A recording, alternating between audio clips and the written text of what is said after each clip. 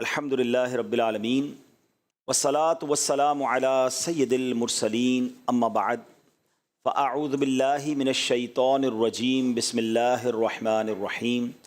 پڑھیے الصلاة والسلام علیک یا رسول اللہ وعلی آلک واصحابک یا حبیب اللہ. الصلاة والسلام علیک یا نبی اللہ وعلی آلک واصحابک یا نور اللہ. رنج و غم مٹانے والے آقا رسول خدا احمد مجتبی صلی اللہ تعالی علیہ وآلہ وسلم نے فرمایا، جو مجھ پر ایک مرتبہ درود پاک پڑھے اللہ پاک اس پر 10 رحمتیں نازل فرمائے گا. جو مجھ پر 10 بار درود پاک پڑھے رب کریم اس پر 100 رحمتیں نازل فرمائے گا. اور جو مجھ پر 100 مرتبہ درود پاک پڑھے اللہ پاک اس کی دونوں آنکھوں کے درمیان لکھ دے گا کہ یہ بندہ منافقت اور جہنم کی آگ سے آزاد ہے. سبحان اللہ. نام حضرت پہ لاکھ بار درود، نام حضرت پر لاکھ بار درود، بے عدد اور بے شمار درود ہم کو پڑھنا خدا نصیب کرے، دم بدم اور بار بار درود. مومنو آپ پر پڑھے جاؤ با ادب اور با وقار درود. جو محب نبی ہے اے کافی، جو محب نبی ہے اے کافی، چاہیے اس کو بار بار درود. ذرا غور کیجئے کہ 100 بار درود پاک پڑھنے میں وقت ہی کتنا لگتا ہے، انعام کتنا بڑا ہے کہ اس کی دونوں آنکھوں کے درمیان یہ لکھ دیا جاتا ہے کہ یہ بندہ منافقت اور جہنم کی آگ سے آزاد ہے. الصلاۃ والسلام علیک یا رسول اللہ، یہ بھی درود پاک ہے.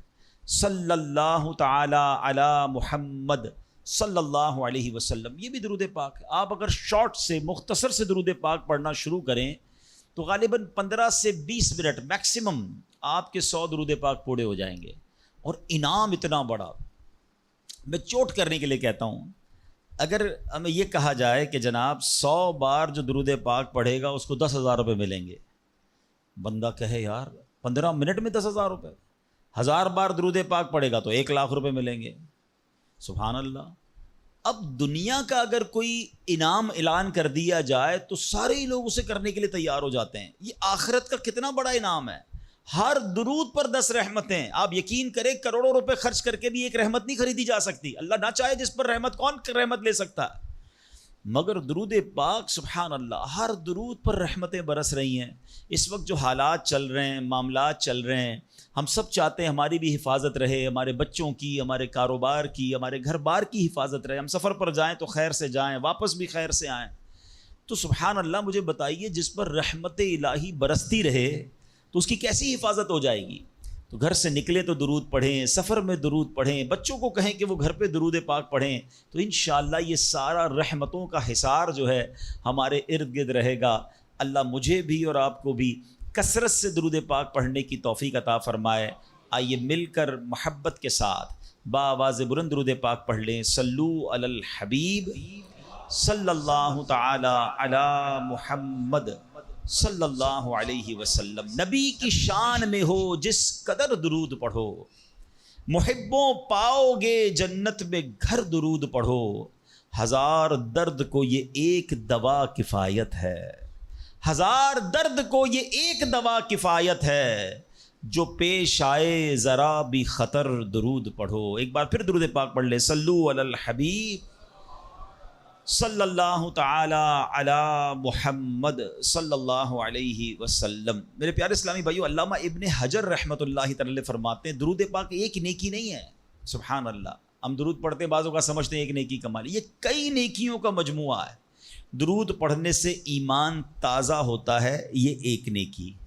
درود کی برکت سے نبی پاک علیہ الصلوۃ والسلام پر یقین بڑھتا ہے، یہ دوسری نیکی.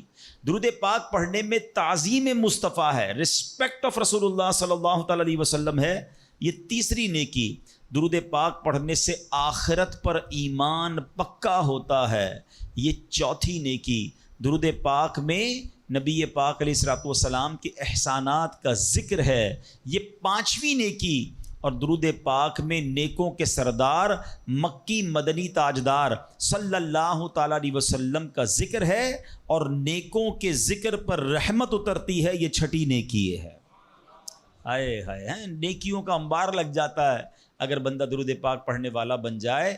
اللہ مجھے اور آپ کو کثرت سے درود پاک پڑھنے کی توفیق عطا فرمائے۔ ایک بار پھر درود پاک، صلو علی الحبیب صلی اللہ تعالی علی محمد صلی اللہ علیہ وسلم۔ ایک واقعہ بڑا مشہور واقعہ ہے اور قرآنی واقعہ ہے، کئی بار ہم نے سنا ہوگا۔ ایک عظیم خاندان کی یاد بہت زور سے، بڑی زور و شور سے دنیا بھر میں اس کا ذکر شروع ہو جاتا ہے، اور وہ عظیم خاندان ہے حضرت ابراہیم علیہ نبینا علیہ الصلوۃ والسلام کا خاندان۔ حضرت ابراہیم کی یاد ہے، حضرت اسماعیل کی یاد ہے، بی بی ہاجرہ کی یاد ہے۔ مسلمان حج کو جا رہے ہیں، اس پہ بھی حضرت ابراہیم اور ان کے خاندان کی یادیں ہیں، اور جب قربانی کرتے ہیں تب بھی حضرت ابراہیم اور حضرت اسماعیل کی یادیں ہیں۔ کیا خاندان ہے! مگر ان واقعات سے جو آج بیان میں سے کچھ باتیں میں عرض کروں گا، اور اس کا مقصد کیا ہے انشاءاللہ وہ آگے بتاتا ہوں۔ ایک بادشاہ تھا نمرود۔ یاد رہے کہ دنیا میں 4 ہی ایسے بادشاہ گزرے ہیں جن کو پوری دنیا پر حکومت کرنے کا موقع ملا ہے، ٹھیک ہے؟ اس میں 2 ایمان والے تھے، 2 غیر مسلم تھے۔ جو ایمان والے تھے وہ حضرت سلیمان علیہ نبینا علیہ الصلوۃ والسلام، اور دوسرے حضرت ذوالقرنین رحمۃ اللہ تعالیٰ علیہ۔ اور 2 جو غیر مسلم تھے، بے ایمان تھے، اس میں ایک تھا نمرود اور دوسرا فرعون۔ اچھا، اب نمرود جو تھا وہ بڑا ہی بدبخت تھا۔ ایک تو خدائی کا دعوے دار بھی ہو جاتا تھا، اور نمرود نے حضرت ابراہیم علیہ نبینا علیہ الصلوۃ والسلام کو بھی اپنی طرف بلانے کی کوشش کی کہ وہ بھی اس کی بات مانے۔ حضرت ابراہیم علیہ الصلوۃ والسلام اس کی بات نہیں مانتے تھے، وہ اللہ وحدہ لا شریک کی بات کرتے تھے۔ نمرود خدائی کا دعویٰ کرتا تھا۔ بڑے طویل واقعات ہیں کہ کس طرح نمرود کے دربار میں رہ کر حضرت ابراہیم نے حق کی دعوت دی۔ نمرود نے کہا کہ میں خدا ہوں، تو آپ نے فرمایا خدا تو وہ ہے جو زندہ کرتا ہے۔ تو نمرود نے کیا کیا، ایک بندہ جس کو سزائے موت سنا دی گئی تھی اس کو جیل سے نکال کے رہا کر دیا، کہا دیکھو میں نے بھی زندہ کر دیا، اس کی تو موت لکھی ہوئی تھی نا، سزائے موت ہو گئی تھی، میں نے اس کو فارغ کر دیا۔ آپ نے فرمایا اللہ تو وہ ہے جو موت دیتا ہے، تو اس نے ایک عام بندے کو پکڑا اور اس کو قتل کا حکم دے دیا، اس کو مار دیا، کہا کہ موت تو میں بھی دیتا ہوں۔ حضرت ابراہیم علیہ السلام نے کہا کہ میرا رب وہ ہے جو مشرق سے سورج کو نکال کر مغرب میں طلوع کرتا ہے، اگر تو خدا ہے تو مغرب سے نکال کر دکھا۔ اب اس کے پاس کوئی جواب نہیں تھا، یہ کیسے کر سکتا ہے کوئی؟ تو بہرحال کمال کا جذبہ تھا، کمال کا یقین تھا، اللہ وحدہ لا شریک پر ایسا یقین، سبحان اللہ۔ اب جب نمرود نے دیکھا کہ کوئی بات یہ ماننے کے لیے تیار نہیں ہے، تو ان بدبختوں نے یہ فیصلہ کیا کہ حضرت ابراہیم علیہ السلام کو آگ میں ڈال دیا جائے۔ اچھا، وہ کوئی نارمل آگ نہیں تھی، ایسی آگ نہیں تھی کہ لکڑیاں لگائیں اور جناب بندے کو ڈالنا ہے۔ ایک ایسی آگ تھی کہ جو اس وقت تک اتنی بڑی آگ لگائی نہیں گئی تھی، اور ایسی آگ تھی کہ کوئی پرندہ بھی اوپر سے گزرتا تھا تو وہ گزر نہیں پاتا، جل کے اس کے اندر کوئلہ بن جاتا تھا۔ اور حضرت ابراہیم علیہ الصلوۃ والسلام کو اس آگ میں پھینکا جانے لگا۔ دیکھیں آج بھی اگر کوئی جیل میں قید ہو نا، سزا سنا بھی دی گئی ہو، تو اس کو یقین ہوتا ہے کہ کوئی نہ کوئی راستہ نکل آئے گا، ضمانت ہو جائے گی۔ یہاں تک کہ سزائے موت کے قیدیوں کو بھی یقین ہوتا ہے کہ چلے کوئی نہ کوئی چانس ہوگا، کوئی سزا معاف ہو جائے گی، کوئی عمر قید میں تبدیلی ہو جائے گی۔ سنا ہے پاکستان کی جیلوں میں کئی سال سے لوگ ہیں سزائے موت کے قیدی ہیں، مگر ان کو سزائے موت نہیں ہو رہی، تو کوئی نہ کوئی یقین یا امید رہتی ہے۔ مگر حضرت ابراہیم علیہ السلام کو آگ میں پھینک دیا گیا، اپنی طرف سے اچھال دیا گیا۔ تو جبریل امین آئے اور آ کر کہا کہ اے ابراہیم کوئی حاجت ہے تو بتائیں۔ حضرت ابراہیم علیہ الصلوۃ والسلام کہتے ہیں مجھے تم سے کوئی حاجت نہیں ہے۔ کہا پھر جس سے حاجت ہے اس کو بتا دینا، اللہ رب العالمین کی بارگاہ میں تو عرض کریں۔ تو آپ نے کہا حسبی من سؤالی علمہ بحالی، اے جبرائیل میں کس حال میں ہوں میرا رب کریم جانتا ہے، اس کا جاننا میرے مانگنے سے بہتر ہے۔ اب یقین کا لیول تو دیکھے نا، اللہ دیکھ رہا ہے نا، میرے مانگنے سے بہتر یہ کہ وہ جانتا ہے، اس نے دیکھا ہے، اسے معلوم ہے مجھے آگ میں ڈالا جا رہا ہے، اگر وہ راضی تو میں بھی راضی۔ پنجابی شاعر کہتے ہیں نا جے سونا میرے دکھ وچ راضی، میں سخنو چلے پاوا ہوں، اگر میرا مالک میرے دکھ میں راضی ہے تو میں نے سکھ کو کیا کرنا ہے؟ یہ کیسا یقین تھا، مگر اس یقین کا نتیجہ کیا نکلا کہ قرآن میں رب فرماتا ہے یا نار کونی بردًا وسلاما علی ابراہیم. پھر آگ کو رب نے کیا حکم دیا؟ ذرا سمجھیے گا بات کو، اللہ کی قدرت کا کیسا نظارہ ہے اس واقعے میں. مجھے بتائیے آگ کا کام کیا ہے؟ آگ کا کام تو جلانا ہی ہے نا. عقل بھی کہتی ہے، سائنس بھی کہتی ہے، تجربہ بھی کہتا ہے جب بھی آگ ہے کوئی چیز ڈالو جلی جاتی ہے. مگر اسی آگ کو رب نے کیا حکم دیا؟ اے آگ ابراہیم پر ٹھنڈی اور سلامتی والی ہو جا. اللہ اکبر. حضرت ابراہیم کا ایمان ایسا تھا، یقین ایسا تھا کہ اتنی بڑی آگ جو ہے حضرت ابراہیم کے لیے گلزار بن جاتی ہے، باغ بن جاتی ہے. اچھا پھر ہوا کیا کہ نمرود جو ہے کچھ دنوں کے بعد، ایسا نہیں فوراً، کچھ دنوں تک آگ جلتی رہی، حضرت ابراہیم اس میں ڈالے جا چکے تھے. نمرود نے سوچا دیکھوں تو صحیح کہ ابراہیم کا حال کیا ہوا ہے. وہ اپنے محل کی چھت پر چڑھ گیا اور چھت پر چڑھنے کے بعد اس نے آگ کی طرف دیکھا. وہ حیران ہو گیا کہ حضرت ابراہیم اس اتنی بڑی آگ میں ایسے بیٹھے ہوئے ہیں جیسے بندہ باغ میں بیٹھا ہوتا ہے. بالکل اس آگ نے کوئی بال بھی بیکا نہیں کیا. حضرت ابراہیم چند منٹوں یا چند گھنٹوں میں نہیں رہے. تفاسیر میں لکھا کہ حضرت ابراہیم علیہ الصلوۃ والسلام اس آگ میں ایک روایت کے مطابق 7 دن اور ایک روایت کے مطابق 40 دن اس آگ میں رہے. مگر جب آپ باہر آتے ہیں تو آگ نے کوئی اثر آپ پر نہیں ڈالا. اللہ اکبر. اچھا پھر اس نے کیا کیا؟ نمرود نے یہ کیا کہ ہو سکتا ہے یہ آگ کی جو ہے نا یہ کیٹیگری ٹھیک نہیں ہے، یہ آگ جلانے والی آگ نہیں ہے.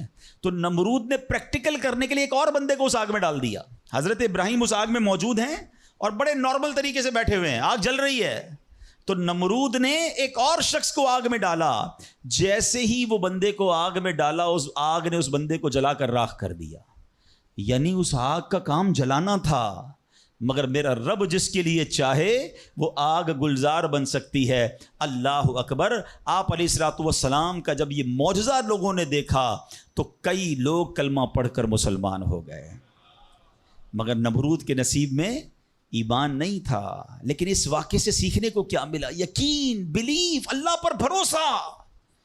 اور اگر رب پر بھروسہ ہونا تو ایسے کام آج بھی اپنی آنکھوں سے ہم دیکھ سکتے ہیں. ہاں شاعر مشرق کہتے ہیں نا، اگر آج بھی ہو ابراہیم سا ایمان پیدا، دیر از اونلی ون کنڈیشن، ایمان وہ چاہیے، یقین وہ چاہیے. اگر آج بھی ہو کیسا ایمان؟ ابراہیم سا ایمان پیدا.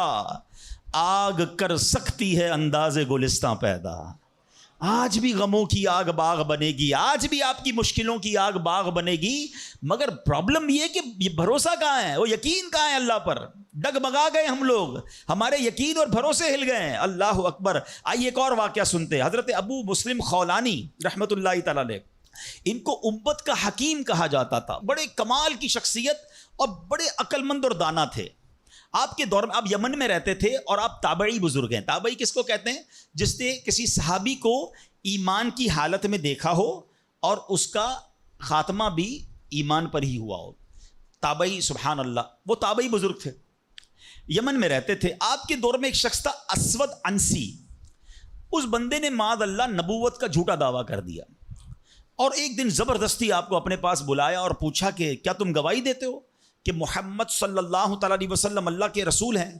کہا ہاں بالکل، میرے آقا علیہ الصلوۃ والسلام اللہ کے نبی ہیں، سچے نبی ہیں، وہ میرے آقا ہیں، میں ان پر ایمان رکھتا ہوں. تو پھر وہ کہتا ہے اچھا یہ گواہی دیتے ہو کہ میں بھی اللہ کا رسول ہوں؟ حضرت ابو مسلم خولانی کہتے ہیں کہ میں نے نہیں سنا تم کیا کہتے ہو، یعنی سنا ہی نہیں، اس کی بات سنی انسنی کر دی. اسود انسی کو بڑا غصہ آیا، اس نے فوراً حکم جاری کیا کہ بڑی اور خوفناک آگ جلائی جائے.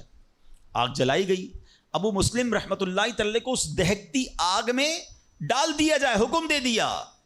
آپ کا ایمان ٹس سے مس نہیں ہوا، آپ کھڑے رہے اور آپ کو اٹھا کر آگ میں ڈال دیا گیا. سبحان اللہ. جس رب نے حضرت ابراہیم کے لیے آگ کو ٹھنڈا کیا تھا نا، گلزار کیا تھا، ابو مسلم خولانی رحمۃ اللہ تعالی کے لیے بھی وہ آگ سلامتی والی ہو گئی. بالکل صحیح سلامت آگ سے باہر آ گئے. اسود انسی نے جب یہ دیکھا کہ یہ اتنی بڑی کرامت، اب یہ لوگوں کو پتہ چل جائے گا تو میری تو نبوت کا جو دعویٰ ہے وہ بیڑا غرق ہی ہو جائے گا. تو ان کو آزاد بھی کر دیا اور کہا کہ فوراً یہاں سے آپ چلے جائیں. تو آپ کو یمن سے نکال دیا. آپ یمن سے نکلے اور مدینہ منورہ حاضر ہو گئے. غلامی میں نہ کام آتی ہیں شمشیریں نہ تدبیریں، غلامی میں نہ کام آتی ہیں نہ شمشیریں نہ تدبیریں، جو ہو ذوق یقی پیدا تو کٹ جاتی ہیں زنجیریں، کوئی اندازہ کر سکتا ہے اس کے زور بازو کا، نگاہ مرد مومن سے بدل جاتی ہیں تقدیریں۔ بات یقین کی ہے، بات ایسے کس کو کہتے ہیں، ایمان کی ہے۔ آج تو پرابلم یہ ہے، آج ہمیں کوئی سوال کر دے ہم ٹینشن میں آ جاتے ہیں کہ واقعی اس بات کی دلیل کیا، اپنے ایمان کے بارے میں لوگ تذبذب کا شکار ہو جاتے ہیں۔ اللہ ایک ہے، اللہ واقعی موجود ہے، اللہ کہاں ہے، معاذ اللہ، ایسے ایسے سوال لوگ کر دیتے ہیں۔ اور چونکہ مطالعہ ہوتا نہیں ہے، علماء کی صحبت ہے نہیں، آپ سمجھیے بات کو، اس وقت جو ماحول ہے اپنے بچوں کے ایمان کی حفاظت کی فکر کرنے کا دور ہے۔ ہمیں پتہ ہونا چاہیے ہمارا ایمان کیا ہے، اللہ کے بارے میں، رسول کے بارے میں، فرشتوں کے بارے میں، قیامت کے بارے میں، جنت دوزخ، ہم کیا ایمان رکھتے ہیں اور اس کی ڈیٹیل کیا ہے۔ مسلمانوں کو اسلام کے بارے میں پتہ ہی کچھ نہیں ہے۔ اور اچھا، جنہوں نے ایمان پر حملہ کرنا ہے ان کو سب پتہ ہے، ان کو پتہ ہے ان کو کیسے بہکانا ہے، ان کو پتہ ہے ان کے دل میں شک کی پن کیسے چبونی ہے۔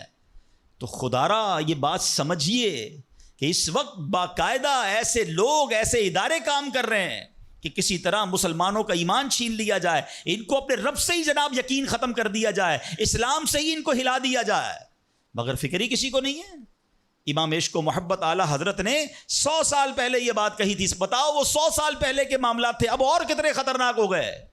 آپ نے لکھا تھا، سونا جنگل رات اندھیری، چھائی بدلی کالی ہے، سونے والو جاگتے رہیو چوروں کی رکھوالی ہے۔ انہوں نے سمجھایا تھا کہ چور رکھوالے بن گئے ہیں، آپ کو اسلام کے لبادے میں اسلام کی بات کرنے آئیں گے اور ایمان لوٹ کے چلے جائیں گے، پتہ بھی نہیں چلے گا۔ کہتے ہیں آنکھ سے کاجل صاف چرا لیں یا وہ چور بلا کے ہیں۔ کیا محاورہ استعمال کیا ہے، آنکھ میں جب کاجل لگا ہوا ہو تو کون نکال سکتا ہے؟ آنکھ سے کاجل صاف چرا لیں یا وہ چور بلا کے ہیں، تیری گٹھڑی تاکی ہے اور تو نے نیند نکالی ہے۔ یہ دور غفلت کی نیند سونے کا نہیں ہے۔ ہمارے بچوں کو کتنا پتا ہے اسلام کے بارے میں، خود ہمیں کتنا معلوم ہے، لیکن یقین بزرگوں کا کیسا تھا کہ جناب ان کو آگ میں ڈال دیا جاتا تھا، وہ آگ باغ بن جاتی تھی۔ یقیناً آج کے دور میں یہ ٹیسٹ نہیں کریں گے ہم۔ اب یہ بھی نہ ہو کہ جناب کوئی کہے چلو جناب اسلام یقین جو ہے میرا، اسلام حق پر ہے کہ نہیں، آگ میں جاتا ہوں، آگ نہیں جلائے گی مجھے۔ پہلا ایسے یقین بھی تو لائے نا۔ یہ امتحان اور ٹیسٹ کرنا ہمارا کام نہیں، یہ اللہ والوں کا انداز ہوتا تھا۔ بڑی خوبصورت بات سمجھیے گا کہ ہمیں کس طرح اللہ پر بھروسہ رکھنا ہے۔ ایک شخص نے حضرت عیسیٰ سے کہا، آپ اللہ پر کامل بھروسہ کرتے ہیں؟ کہا بالکل کرتا ہوں۔ کہا پھر